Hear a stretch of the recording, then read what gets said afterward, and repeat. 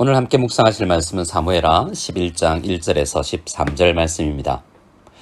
우리는 사무엘하 11장 말씀에서 다윗이 큰 죄를 짓는 모습을 보게 됩니다. 그동안 우리가 알아왔던 다윗의 그런 거룩한 모습, 하나님께 기도하는 모습, 그리고 하나님께 은혜를 받아서 은혜를 베풀고자 했던 그 선한 왕의 모습이 아니라 추악한 죄인의 모습을 보게 되는 것입니다. 그래서 우리는 이 다윗의 모습에서 참 혼란을 겪기도 하는데요. 오늘 이 말씀을 기록하신 하나님의 그 의미를 우리가 묵상하고 우리에게 적용할 수 있기를 원합니다. 우선 1절에서 5절 말씀 같이 읽겠습니다.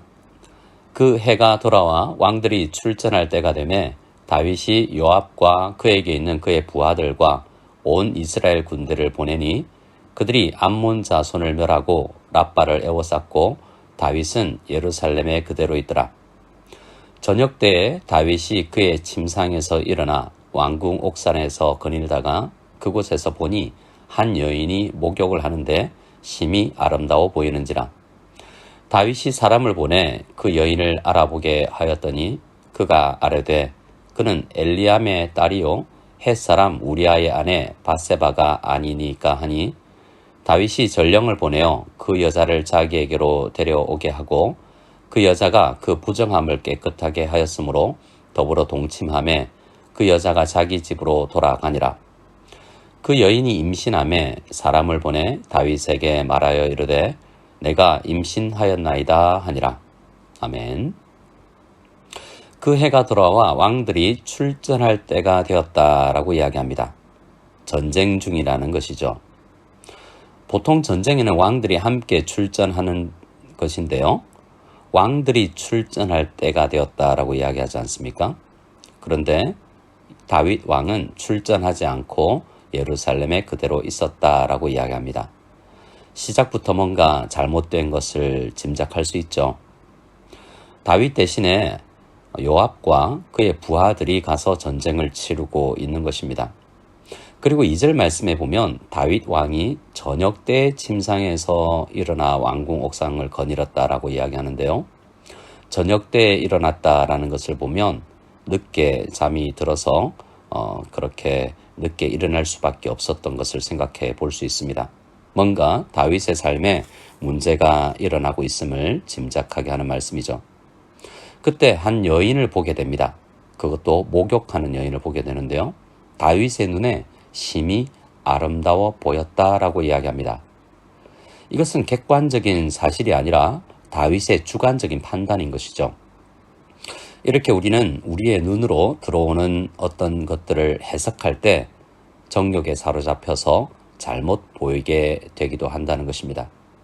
그것을 안목의 정욕이라고 이야기하죠. 창세기 3장 6절에서 사탄의 말을 듣고 선악을 알게 하는 나무 열매를 보았을 때 하와가 보암직도 하고 먹음직도 하다라고 했습니다. 원래 그런 것이 아닌데 우리의 마음의 상태, 신앙의 상태에 따라서 물건과 사람들이 다르게 보인다는 것이죠. 지금 다윗은 안목의 정욕에 사로잡혀 있습니다. 그래서 그 정욕을 풀기 위해서 사람을 보내어서 누구인지 우선 알아봅니다. 3절 말씀에 보면 한 신하가 이렇게 대답을 하죠. 그 사람은 엘리암의 딸이요 햇사람 우리아의 아내 밧세바입니다 라고 보고를 합니다. 오늘 우리는 11장 본문 말씀을 통해서 다윗에게 은연중에 두 가지 설교가 들리는 것을 보게 되는데요. 다윗은 그 두 개의 설교를 다 무시해버립니다. 이것이 왜 설교일까요? 그 신하는 다윗에게 그 사람, 지금 당신이 보고 취하려고 하는 그 사람은 누군가의 딸이고 누군가의 아내입니다 라는 것입니다. 그러니 은연중에 그러면 안 됩니다 라고 이야기하는 것이죠. 다윗이 다스리고 있는 이스라엘은 어떤 나라입니까? 왕이 있고 그전에는 사사가 통치했지 않습니까? 그러나 누가 어떤 정치 형태로 다스릴지라도 하나님이 왕이시고 하나님께서 주신 율법을 기준으로 다스림을 받는 나라가 이스라엘이었습니다. 그래서 이 신하도 다윗에게 율법에 저촉됩니다 라고 이야기를 한 것입니다. 그런데 지금 다윗은 그 설교를 듣지 않는 거죠. 레위기 18장 20절에 의하면 내 이웃의 아내와 동침하면 안 된다라고 이야기합니다. 7계명을 범하지 말고 10계명에도 내 이웃의 아내를 취하지 말라라고 이야기를 하고 있는데요. 다윗에게 지금 그 설교가 들리고 있는 것입니다. 그런데 우리가 깨어있지 않을 때, 성령 충만하지 않을 때는 설교가 들리지 않는 것입니다. 그래서 4절에 다윗은 그 설교를 무시하고 전령을 보내어서 여자를 오게 하는데요.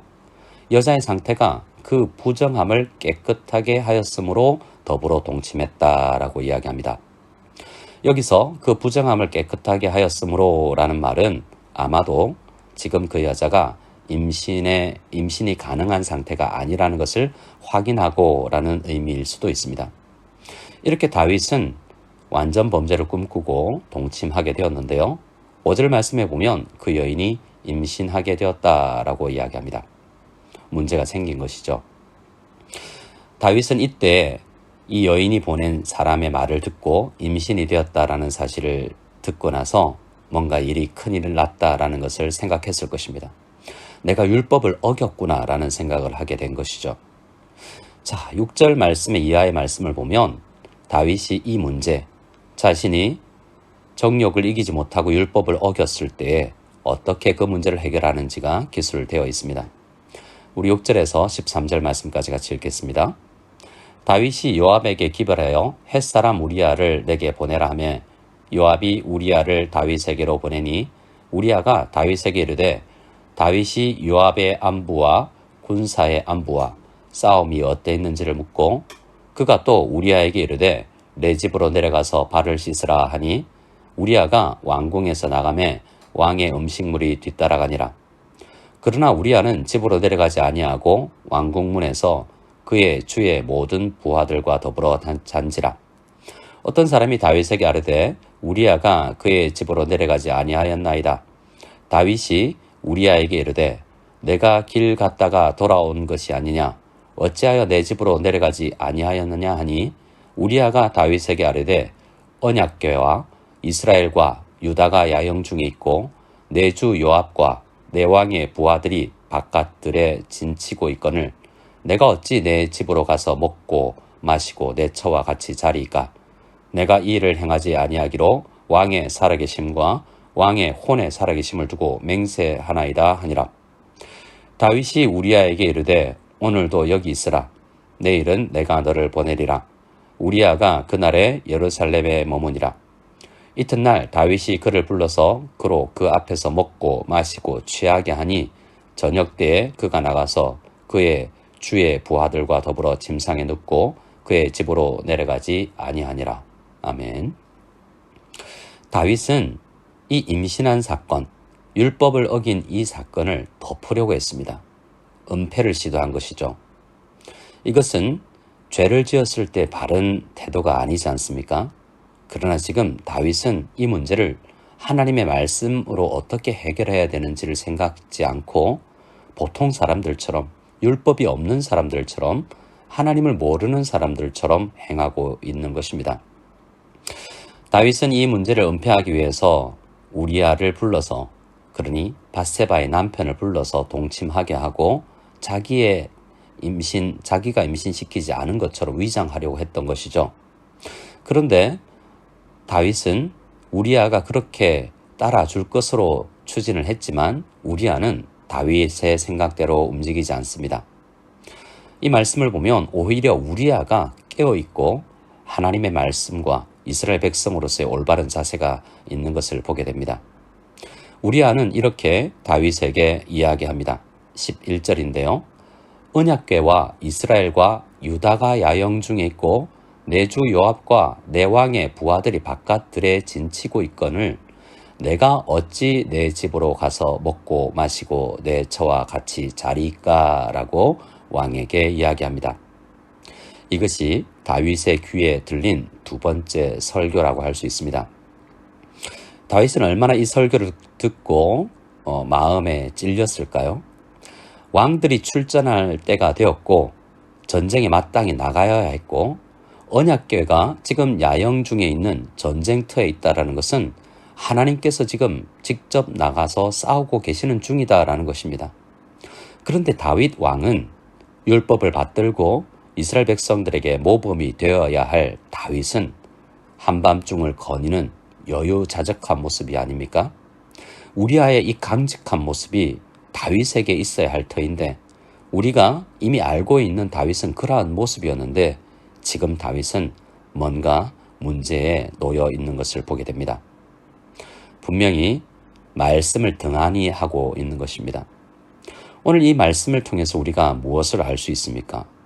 어떠한 강한 사람이라도 다윗처럼 선한 인물이고 하나님의 사람이라고 할지라도 죄에 연약한 모습, 우리 속에는 마치 죄라는 시한폭탄을 함께 가지고 있는 것과 같아서 죄라는 야수가 우리 속에 꿈틀거리고 있다는 것을 오늘 본문은 고발합니다.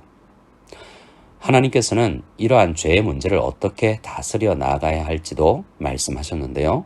지금은 다윗은 그 하나님의 말씀에 사로잡혀 있지 않고 정욕에 사로잡혀서 이렇게 죄가 죄를 더 품게 되고 죄가 죄를 낳게 하는 이러한 상황 가운데 몰려 있습니다. 이러한 안타까운 모습을 보고 우리는 무엇을 적용해야 하겠습니까? 우리도 완전하다고 생각하지 아니하고 우리도 늘 연약할 수 있음을 고백하며 하나님께 도와달라고 간절히 깨어 기도하는 우리가 되어야 되겠습니다. 다윗이 죄를 지은 것은 안타까운 일이지만 하나님께서는 이 일을 자세히 기록하게 하셔서 다윗 자신과 이후의 모든 신자들에게 교훈을 삼게 하신 것입니다. 이 일을 교훈 삼아서 우리도 이러한 죄에 빠지지 않도록 혹 작은 죄를 지을 때에 그 죄가 더 큰 죄를 낳지 않도록 하나님께서 주신 회개라는 방법을 사용하여서 간절히 하나님 앞에 기도하며 나아가는 우리가 다 될 수 있기를 원합니다. 이 아침에 우리에게 혹여나 죄가 생각난다면 간절히 기도하고 하나님께 사죄를 바라며 다시는 죄를 짓지 않도록 성령 하나님께 말씀에 사로잡힐 수 있는 우리가 될 수 있도록 간절히 기도하는 우리 모든 무성연합교회 성도님들이 다 될 수 있기를 소원합니다.